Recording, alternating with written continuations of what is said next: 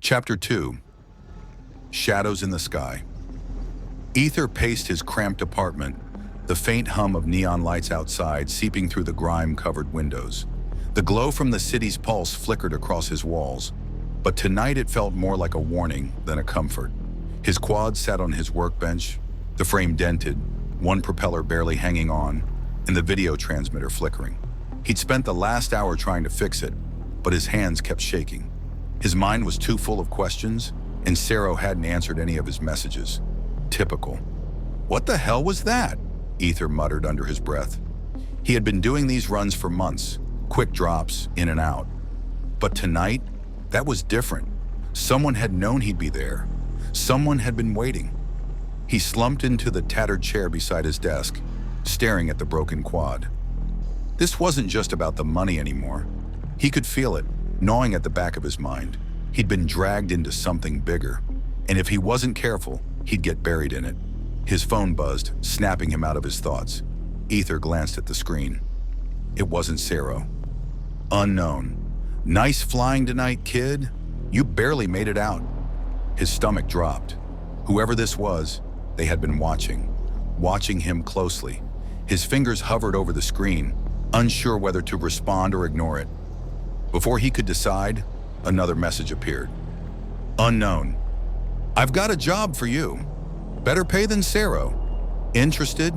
Aether's heart pounded. He was no stranger to the shadows of New Bali's underworld, but this was different. Whoever was texting him wasn't some random thug looking to move contraband. This felt calculated, like they had been following him for longer than just tonight. He hesitated, then typed back. Aether. Who are you? The reply was almost instant. Unknown. Someone who knows talent when they see it. You've got skills, Aether. Why waste them on small-time drops? There's more out there for you, if you're willing to take the risk. Aether stared at the message, his mind racing. More money, more danger. But if he didn't take it, how long until he ran out of funds? How long until his quad couldn't fly anymore? And what about the figure in the bandos? They were clearly tied to this somehow. Was this their way of pulling him into something deeper? Before he could think too much, another message buzzed in. Unknown. Meet me tomorrow, midnight. The old water tower. I'll explain everything. Aether swallowed hard. The old water tower was deep in the bandos, further than he usually went, even for practice runs. It was an infamous spot where shady deals went down, and few pilots flew there without a good reason. But now it seemed like he had one. Without realizing it, Aether had already started gathering his tools. He set his broken quad on the workbench, fingers working on autopilot as he began replacing the damaged parts. He didn't have much time, but if he was going to walk into the unknown, he wasn't going to do it with a busted rig. His mind buzzed with thoughts, anxiety, and adrenaline mixing in a dangerous cocktail. He didn't trust whoever was texting him, but he knew one thing for certain. He couldn't back out now, not when the stakes were rising. Midnight came faster than Aether expected. The city's ever-present glow flickered dimly in the distance as he made his way to the water tower. His repaired quad was strapped to his back, humming faintly as if it were itching to take flight. The closer he got, the more the shadows closed in. The air was thick, heavy with the scent of rust and decay, the echoes of a city that had long forgotten its past. The bandos felt alive, like they were watching him. The water tower appeared in the distance, looming against the starless sky. Its rusted frame looked like the skeleton of some ancient beast, its once functional pipes and valves now just part of the ruin. Aether swallowed, forcing his nerves down as he approached. No one was there, not yet. He pulled his goggles over his eyes, switching to the quad's feed. The world lit up in grainy black and white, his drone's camera painting the bandos in a surreal, ghostly light. Aether lifted off, guiding his quad in slow circles around the tower, scanning for movement. Nothing. No signs of anyone waiting. Then, a ping on his headset. Unknown. Nice of you to show. The voice was deep, distorted, like they were using some kind of voice modulator. Aether's muscles tensed, his hands tightening on the controls. I'm here, Aether replied, his voice steady despite the pounding in his chest. What do you want? A figure stepped out from behind one of the crumbling structures below, barely visible in the shadows. They were tall, dressed in a black cloak that billowed slightly in the breeze, their face hidden by a hood. The voice crackled in his headset again. Unknown. I told you, I've got a job. But first you need to prove you're as good as I think you are. Aether's heart raced. What kind of proof? The figure extended a hand, pointing toward a distant structure, its outline barely visible against the night sky. Unknown. See that skyscraper? There's something I need you to retrieve. Top floor. Aether's breath caught in his throat. That building was one of the tallest in the Bondos, an old corporate headquarters abandoned after the city's industries collapsed. It was a well-known death trap for pilots. Too many obstacles, too much interference. But before he could protest, the voice cut in again. Unknown. You make it there and back in one piece and I'll tell you everything you want to know. Fail and, well, let's just say you won't get another offer like this. Aether's hands tightened on the controls. He didn't trust this stranger, not by a long shot. But this was his shot at answers, and maybe something more. With a quick breath, Aether pushed his quad forward, heading straight for the skyscraper's towering silhouette, the wind howling in his ears. The game had begun. Aether's quad sliced through the dark, the abandoned city stretching out beneath him like the skeleton of a forgotten world. The skyscraper loomed in the distance, its jagged edges barely visible against the night sky. His breath came in short bursts, the weight of the unknown pressing down on him as he sped toward the towering structure. He replayed the stranger's words in his mind. Make it there and back in one piece.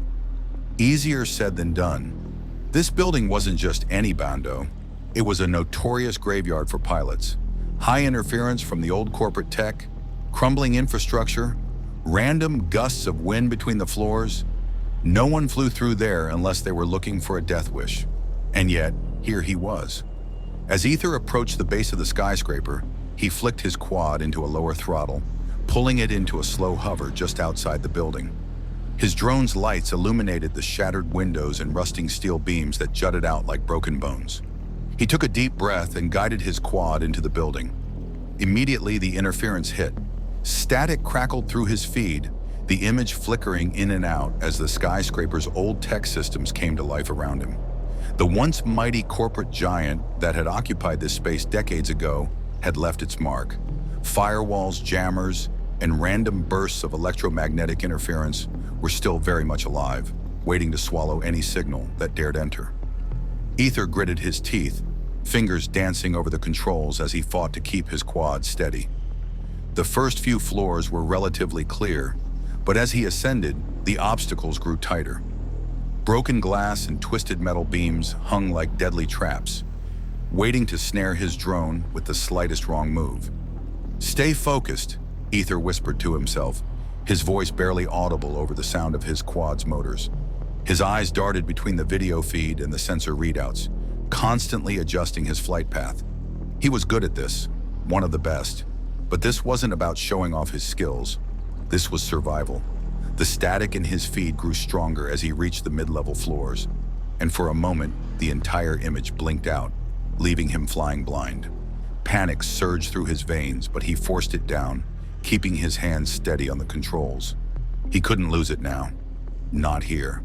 Then the feed flickered back on, just in time to show the yawning gap of an elevator shaft directly in front of him. Aether yanked the quad to the side, narrowly avoiding plummeting into the abyss. His breath hitched, and he glanced at his surroundings. The building's guts were more dangerous than he'd expected. This wasn't just a challenge. This was a trap. He pushed onward, higher and higher through the floors, weaving through tight corridors of broken office spaces and shattered conference rooms. Old, discarded monitors and furniture littered the floors, casting long shadows in the dim light. This place was a tomb, and yet something about it felt alive, watching him, testing him. Finally, the top floor came into view. The windows were completely blown out, leaving an open space where the city's skyline stretched endlessly in the distance.